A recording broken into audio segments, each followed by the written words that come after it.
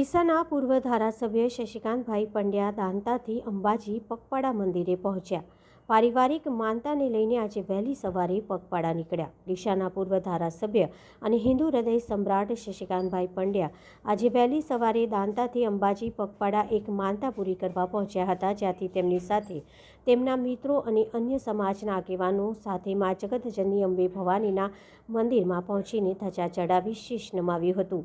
વર્ષો પહેલાંની એક મન્નતને પૂર્ણ થતાં આજે ધારાસભ્ય વહેલી સવારે પગપાળા અંબાજી તરફ પ્રયાણ કર્યું હતું, જે અંબેના નાદ સાથે તેમની સાથે રહેલા આગેવાનોએ અંબાજી જતા રસ્તાને ફરીથી ભાદરવી પૂનમ પછી ગુંજાવી ઉઠ્યા હતા।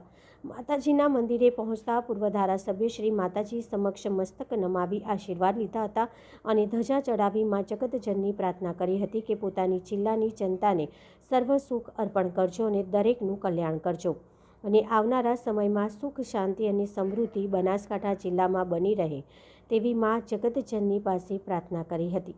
મીડિયા સાથે સંવાદમાં પૂર્વ ધારાસભ્યશ્રીએ જણાવ્યું હતું કે ગુજરાતના પનોતા પુત્ર અને હાલના કેબિનેટ ગૃહમંત્રી અમિતભાઈ શાહના સુપુત્ર જય શાહ ત્યાં પુત્ર રત્નની પ્રાપ્તિ થતાં તેમના દ્વારા એક મન્નત માંગવામાં આવી હતી અને જે મન્નત પૂરી કરવા માટે આજે પોતે દાંતાથી અંબાજી પગપાળા નીકળ્યા હતા। મા જગતજનીએ દરેકની મનોકામના પૂર્ણ કરી છે, ત્યારે મા આરાસુરી મારી પણ આ મનોકામના પૂર્ણ કરે છે। આજે પૂર્વ ધારાસભ્ય શશિકાંતભાઈ પંડ્યાની સાથે ભારતીય જનતા પાર્ટીના જિલ્લા પૂર્વ વકીલ કૈલાશભાઈ ગેહલોત, વિપુલભાઈ દવે તેમજ અન્ય આગેવાનો જોડાયા હતા।